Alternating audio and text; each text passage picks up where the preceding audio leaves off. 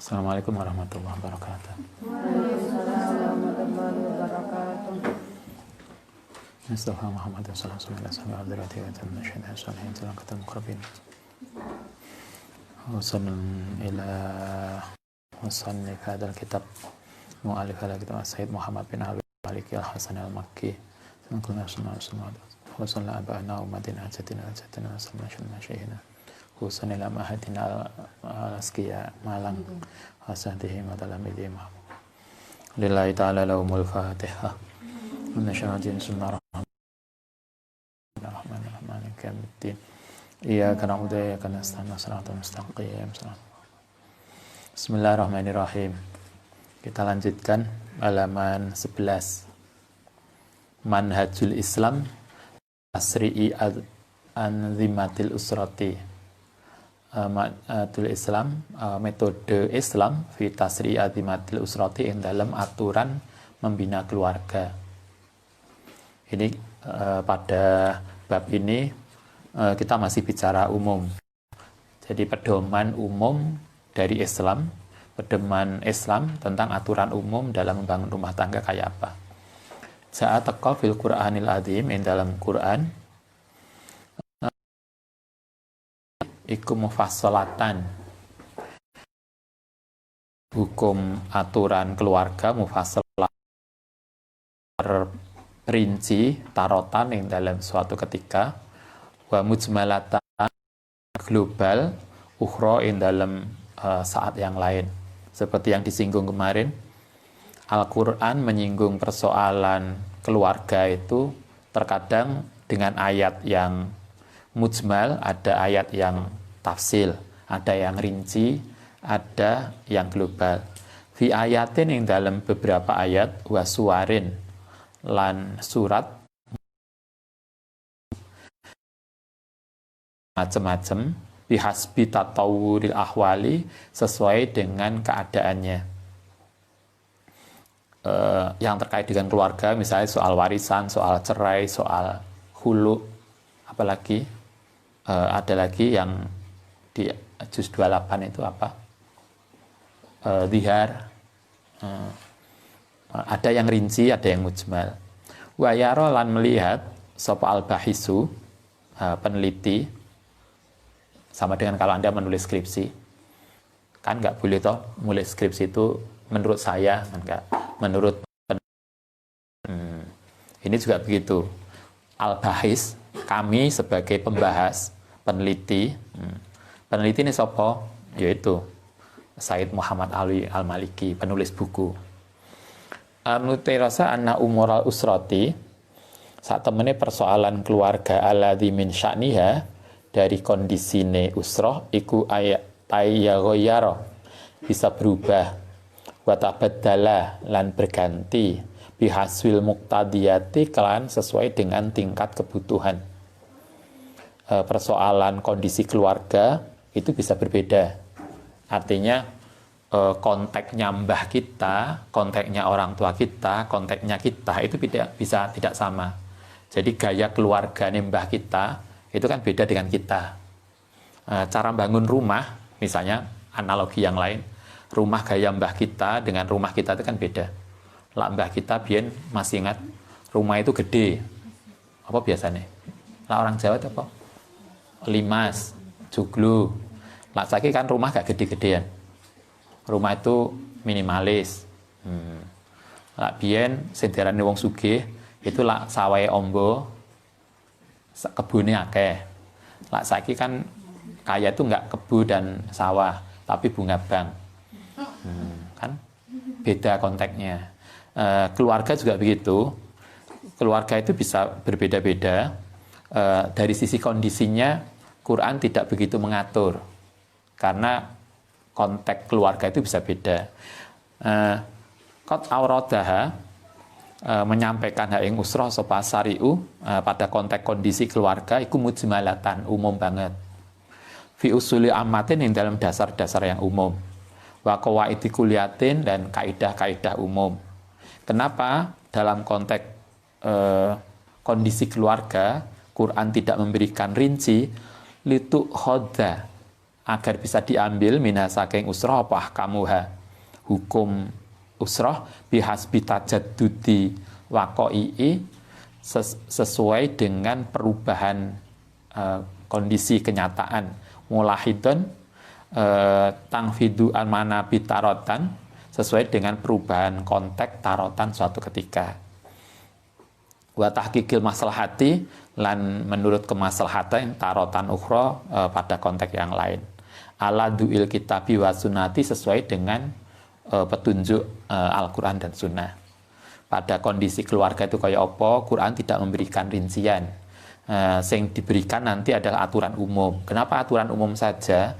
Agar kita konteks berubah, itu kita masih bisa berubah. Karena yang dipentingkan bukan rinciannya, karena konteksnya bisa berubah. Tetapi tidak itu aja, nikah itu, keluarga itu selain kondisi keluarga yang berubah, tapi ada satu yang tidak berubah, yaitu terkait dengan keyakinan. Dalam membentuk rumah tangga itu kan bukan sekedar bentuk luar, tapi ada hal-hal yang terkait yang harus dipastikan tidak berubah. Amama, adapun sesuatu ya ta'alaku yang berhubungan bi umuril usroti dengan persoalan keluarga, minal aqaidi saking akidah, alladzi min sya'niha saking aturan akidah iku asabatu tetap wal istiqraru lan berlanjut. Tapi soal akidah, soal bagaimana kita memilih kualifikasi calon itu tidak ada berubah. Nanti kalau soal bagaimana pola hubungan suami istri itu bisa berubah. Tapi memilih kualifikasi calon istri itu tidak berubah. Jadi calon suami itu kualifikasinya jelas harus begini. Itu jelas Al-Quran. Kanjeng Nabi kan ngendikane carilah yang kualifikasinya pada sisi akhlak, isi datadin, itu nggak berubah. Tapi bagaimana nanti relasinya bisa berubah. Nah, ada yang berubah, ada yang tidak. Yang berubah tadi soal kondisi keluarga. Kalau yang nggak berubah terkait dengan keyakinan, kualifikasi pilihan. Hakot jaat mongko ono apa akidah iku la taghyira ora ono perubahan fiha ing dalam akidah wala tabdila dan tidak ada pergantian kal imani kaya iman bila milih suami yang iman podo-podo iman itu tidak ada perubahan. Jadi lah milih suami lihat dia Islam atau enggak. Kalau kita Islam maka carilah yang sesama muslim. Kita bahkan tidak hanya Islam, kita kadang podo Islami beda mazhab itu kita agak ribet. Karena itulah pilih yang mazhabnya podo. Untuk apa? Agar nggak ribet. Anda bisa bayangkan sitoe biasa kirim dongo tahlilan, sitoe nggak mau tahlil, itu bisa ribet kan, rame yang jeru. Daripada rame pilihlah yang sama. Soal iman nggak ada perubahan.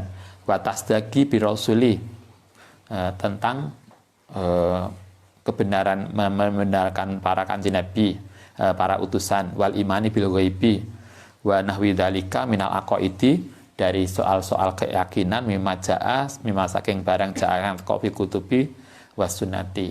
Persoalan kualifikasi tadi tidak ada perubahan. Wa hiya iku sabitatun itu ketetapan muhkamatun yang ditentukan laya juzu yang tidak boleh apa taghyiruha merubah tadi soal akidah wa tabdilaha lan ganti. Karena itu kan semua agama kayaknya toh semua agama itu mengajarkan carilah jodoh yang seagama, bukan hanya Islam loh, agama lain kan juga gitu toh. Karena itu kan di agama lain juga kamu kalau mau menikah dengan saya pindah dengan agamaku, kan begitu ya. Sama semua agama, karena itu menjadi dasar, karena kerukunan itu tidak akan bisa terjadi kalau tidak sealiran. Coba Anda bisa bayangkan kalau Anda misalnya nikah, Anda sholat, kemudian nanti suami kita pakai masang identitas agamanya, kayak risih kita. Dia juga risih, bolak-balik kok sholat, padahal dia misalnya Itu nggak mudah. Karena itulah soal akidah tidak ada perubahan. Kita cari yang akidah podo. Li'annaha karena soal akidah iku awal wajibin. Persoalan yang pertama alal mukallafi ngatasi mukallaf. Walihada lan karena iku yadhuru tampak. Lana maring itu apa madiu ihtimamil islami perhatian Islam binado imil usroti kelawan persoalan membina keluarga. Wa doaha lan meletakkan nopo Islam ha ing usroh fi a'la darajatil itibari ing dalam derajat yang tinggi. Warobatoha lan menghubungkan sopo Islam ha ing usroh bil aqaidi kelan akidah aslan. Wabil ahkami lan kelan hukum tafri'an ing dalam cabang. Aslan itu sebagai dasar. Ini artinya begini, karena di dalam nikah itu ada dua hal, persoalan sosial, satu persoalan keyakinan. Di kitab ini dijelaskan keluarga yang terkait dengan hubungan sosial, maka Islam hanya mengatur yang umum, sehingga nanti bisa berubah karena konteksnya yang berubah. Tetapi soal keyakinan, maka harus satu, harus sama. Ini juga mengajarkan, kata Syekh Maliki, itu artinya keluarga itu terkait dengan persoalan agama. Keluarga itu terkait dengan persoalan keyakinan. Karena itulah, maka membangun keluarga yang baik itu menjadi bagian dari dengan kewajiban kita membangun karena itu saya kira Anda masih ingat dulu Ustadz pernah nyampaikan atau juga di sosial media, nikah itu bagian dari ibadah. Jadi ibadah itu bukan hanya sholat puasa, nikah pun ibadah. Nah, ibadah yang paling lama itu nikah. Nah, sholat itu kan pirang menit? 10 menit. Ini paling pol. Rong rakaat 10 menit. Paling lama kita terawehan 2 jam. Tapi ibadah nikah itu mulai akad nikah sampai mati. Jadi ibadah paling lama itu nikah.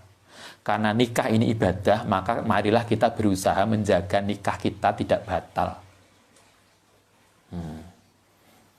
Kan begitu toh? Agar kita itu nikah kita tidak batal, maka carilah jamaah nikah, pasangan untuk nikah itu yang sama. Pada mbek sholat, sholat kemudian yang makmumnya pengen suwe, imamnya pengen cepat, itu kan nggak matching. Atau imamnya pengen cepat, pengen suwe, mau coba koroh, makmumnya padahal selak keburu, maka kan nggak akan bisa jamaah dengan tenang. Nah, kita juga begitu, karena ini nikah ini ibadah, dan ibadah nikah itu tidak sendiri, tapi punya pasangan. Kita sebagai suami punya pasangan istri, Anda sebagai istri punya pasangan suami, berarti ibadahnya berdua. Karena ibadah berdua, maka agar ibadah nikah kita itu awet, maka carilah teman ibadah nikah itu yang seide, yang seirama. Karena kalau enggak, nanti senep. Nikah itu ibadah yang paling lama, akhirnya itu mati. Setelah matilah baru selesai ibadah itu. Kan enggak? Kita tetap terkait dengan ikatan.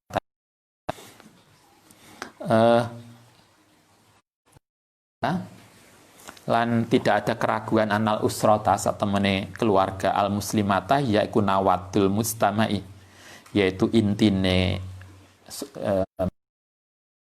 baik. Di statement ini juga dikatakan kenapa kita perlu membuat keluarga yang baik, karena keluarga yang baik itu adalah inti dari masyarakat. Kalau keluarga itu baik, masyarakat kan baik.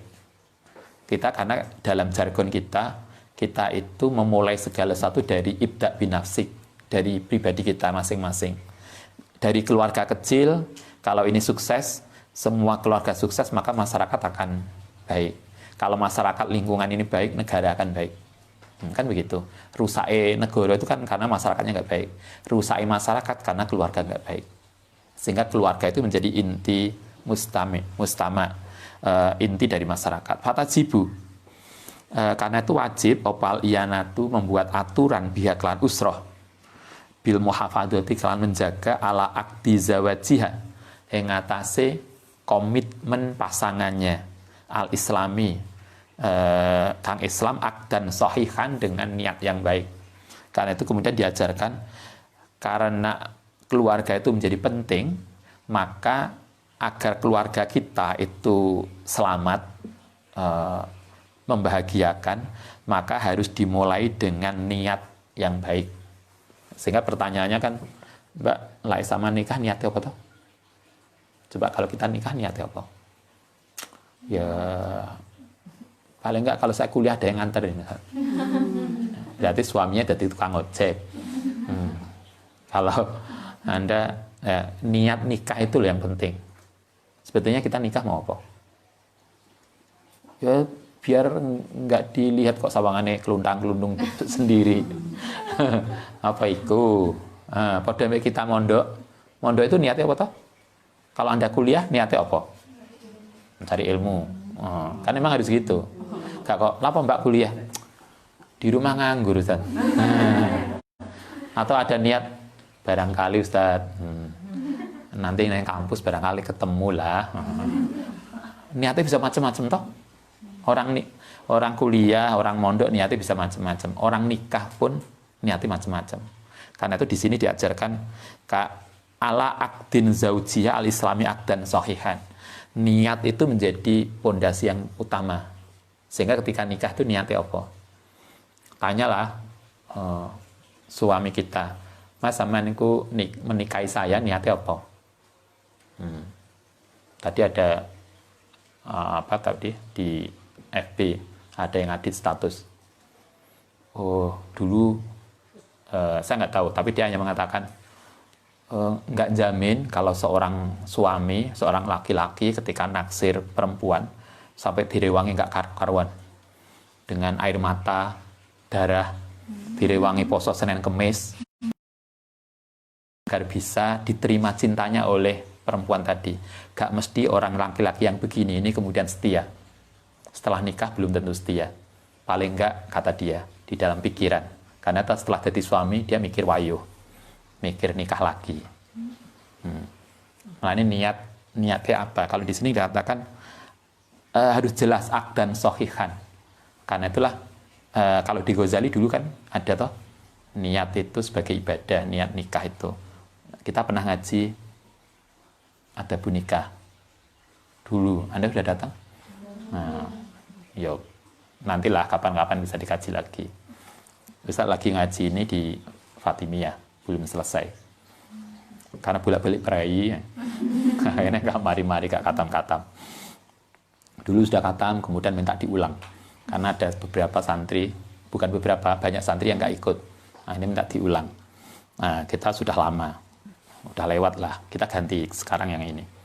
Kita diajarkan satu yang harus diingat ketika nikah, harus dimulai dengan niat yang sohihah, niat yang benar. Janganlah niat nikah karena kemarin yang saya bilang, jangan pernah niat nikah. Itulah niat nikah dengan dia, Mbak. Walaupun telas banyak ya. Terus bayari SPP, bayari sahriyah, bayari kosan. Jangan pernah kita nikah dengan seseorang karena itu alasannya. Terlalu berisiko. Baidan terjauh anil abasil abisin dari para dari niat main-main. Jangan pernah niat nikah itu hanya untuk sekedar timbang nganggur, timbang rioyo. Nenek, mungkin nenek yang niat begitu. Saya nggak tahu tante, mungkin kebayang temannya. No. Niat nikah hanya abasa, hanya main-main.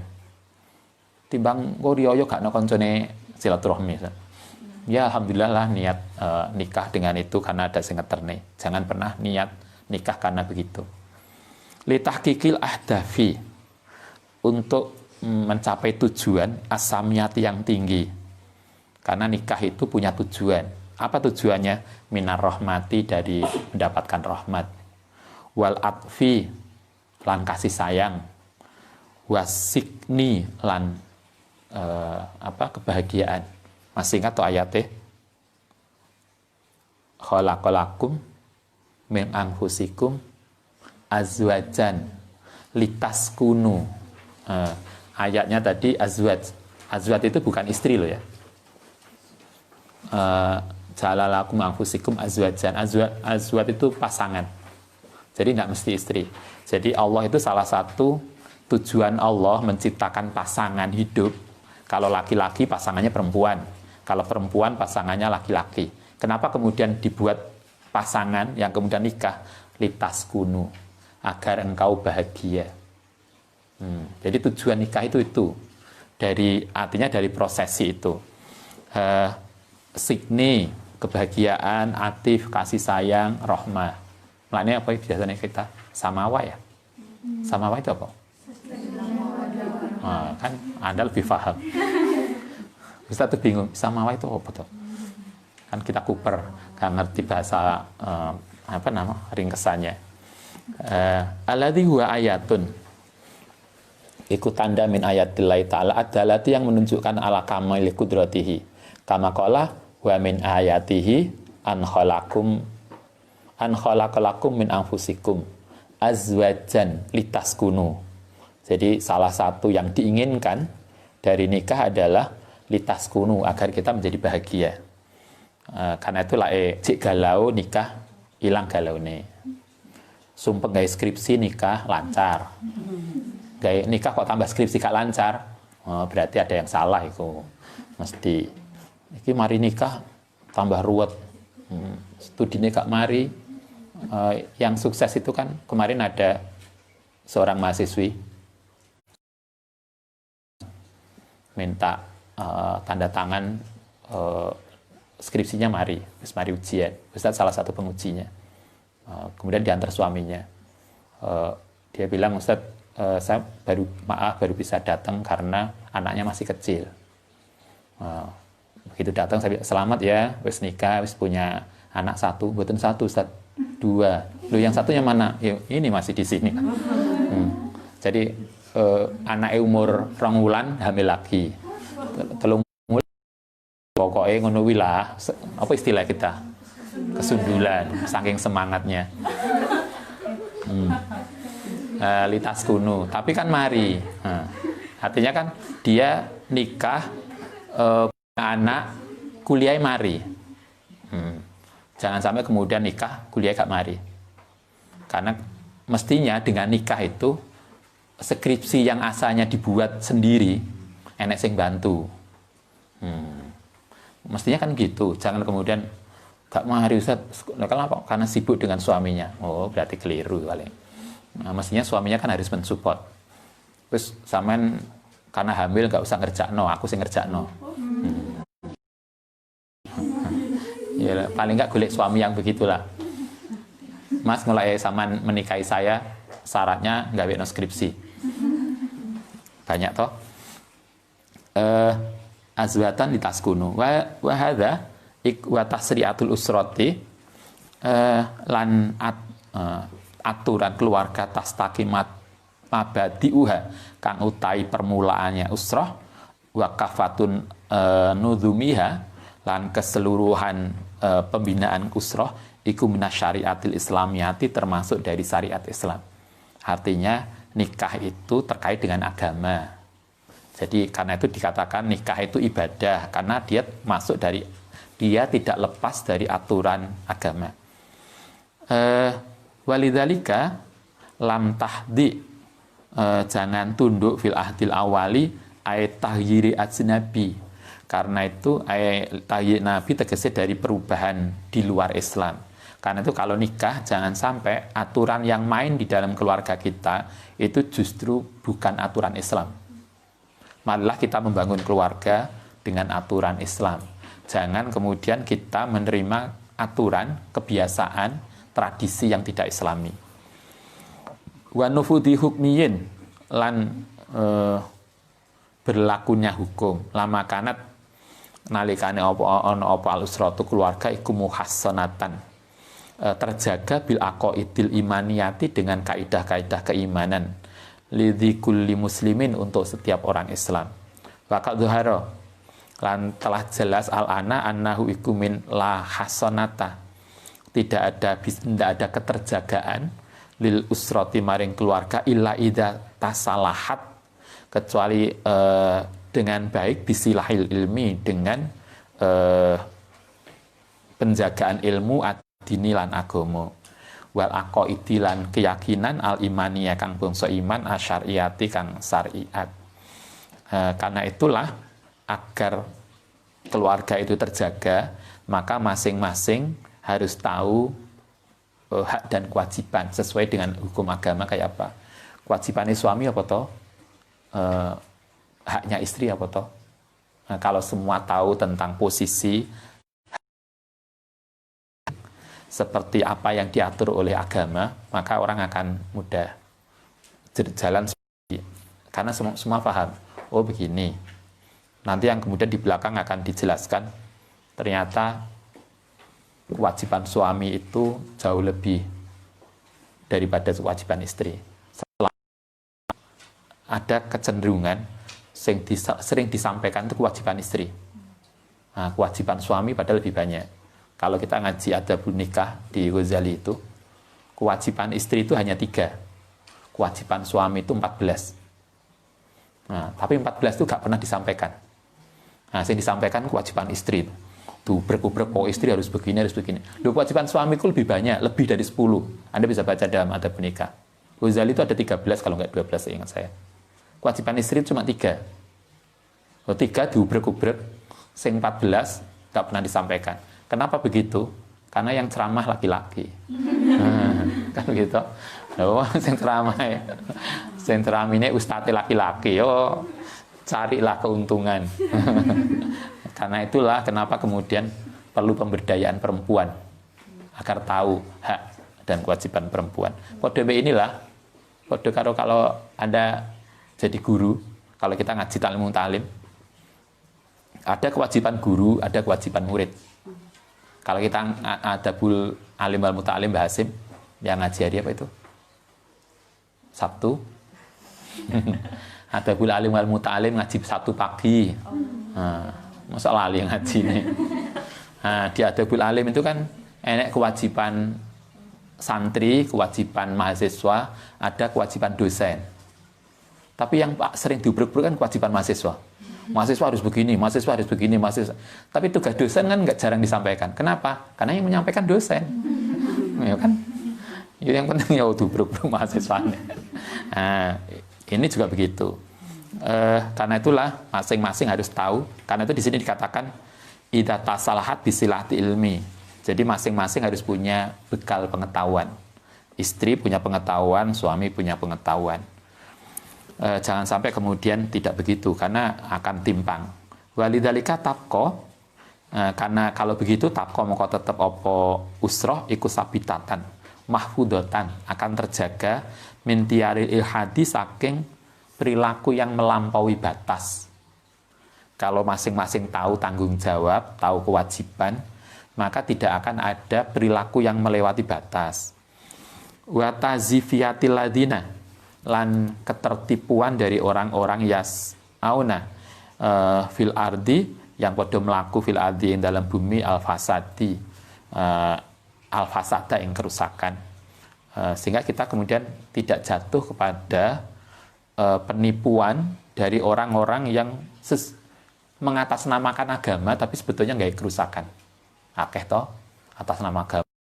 Pada mbak ini ada suami-suami yang dia pengen nikah lagi, tapi kemudian alasannya demi kebaikan istri. Ustadz, saya ini kan sering keluar rumah, saya kasihan istri saya sendiri di rumah, karena itulah saya carikan teman. Kan kita kayak untuk istrinya toh, ada toh yang gitu. Atau ada lagi yang dulu rame, kalau engkau menyayangi istri, maka jagalah istrimu. Kalau Anda pergi, jangan diajak. Istrimu tinggal di rumah, karena kalau di jalan itu berbahaya. bisa kecelakaan. Karena itu kalau Anda keluar rumah di jalan cari istri yang lain. Yang istri yang kita sayangi ditinggalkan aja di rumah. Ketoknya kan sayang banget pada istrinya. Ya Pak, ada toh? Nah, ada orang-orang yang ketoknya api tapi sebetulnya enggak. Ada yang atas nama agama sebetulnya untuk nafsunya.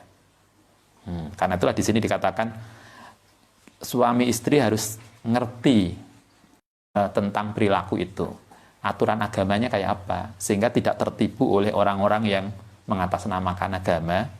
Tidak ada kemudian perilaku yang melampaui batas. Sehingga yang harus belajar tentang keluarga itu bukan hanya suami, tapi juga istri.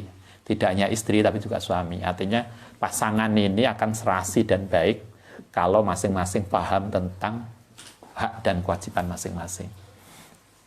Wa yas'urunallaha mayang suruhu innallaha laqawiyyun aziz. Fa alaina mongko wajib ing atase kita ya maksarul muslimin antak taniye ento menghargai sapa kita bitaklimil usrati dengan belajar tentang keluarga. Al aqaidah diniyatil ahaqati ing persoalan keagamaan. Wa taslihatiha lan bentengi ing keluarga bisilahi takwa dengan perilaku yang takwa. Kenapa kita coba kalau menurut Imam Syekh ini Hasan Al-Maliki, Syekh Maliki, membina keluarga tidak cukup dengan takwa, tapi juga ilmu. Tidak cukup dengan ilmu, tapi juga takwa. Jadi ada dua bekal untuk membangun keluarga yang harmonis. Satu ilmu, dua takwa. Jadi ilmu itu sebagai basis pengetahuannya, sehingga tahu batas-batasnya. Takwa itu tentang kualifikasi kepribadian. Jadi ada pribadi, ada pengetahuan. Kita selama ini kan kadang hanya kepribadian tanpa ilmu, atau ilmu tanpa kepribadian. Nah, kita diajarkan agar keluarga itu, usroh itu bisa bahagia, maka basisnya dua. Punya kepribadian yang takwa, dan kedua punya ilmu. Sehingga sama-sama paham dan punya kepribadian yang baik. Litakuna, supaya ono sopo usra iku mutamasikatan, bisa berpegangan, bisa babil akwa, dengan pondasi yang kuat, min akhlaki saking akhlak, kal hayai koyo sikap malu, wal ifati lan menjaga diri, wal muruati, ifah itu menjaga dari sesuatu yang bisa merusak harga diri, wal muruati lan menjaga pribadi dari sesuatu yang tidak halal. Kait tamassalu, supaya iso terjadi apa al mustama'u, bisa melahirkan apa usroh al mustama' sholihata ing masyarakat yang baik. Jadi ada dua itu, ada ketakwaan, ada keilmuan. Karena itulah kenapa kemudian kita perlu ngaji Nizamul Usra. Paling enggak kita paham dulu. Nanti sambil jalan kita mengkonstruksi perilaku kita menjadi perilaku yang baik. Baik, kita lanjutkan besok insya Allah. Al-Fatihah.